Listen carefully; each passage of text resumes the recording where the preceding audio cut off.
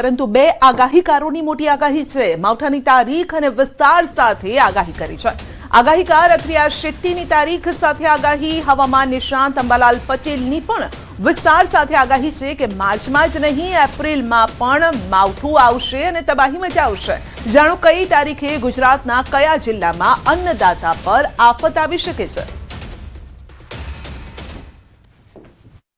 बताया था लगभग एक महीना पहले कि हमें बेमौसमी बारिश देखने मिलेगी। तो अभी एक ऐसा खतरा मंडरा रहा है लगभग 18 मार्च के आसपास, यानी अभी अगले हफ्ते के अंत तक ही हमें कुछ जगहों पे फिर से एक बार बेमौसमी बारिश देखने मिल सकती है।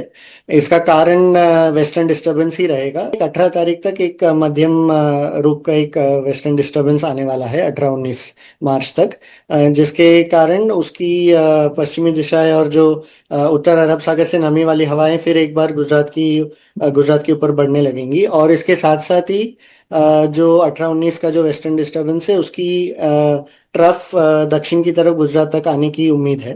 तो इसके कारण हम देखेंगे कि वो एटमॉस्फेयर में हलचल होगी, नमी रहेगी और जो दिन की गर्मी तो होती है वो रहेगी। तो इन सब के कारण हल्की बारिश कुछ जगहों पे अगले हफ्ते के अंत तक हमें देखने मिल सकती है। एक मजबूत पट्टी विकसवा पावવાની શક્યતા રહેશે, જેના લીધે હવામાનમાં મોટો ફરક આવશે।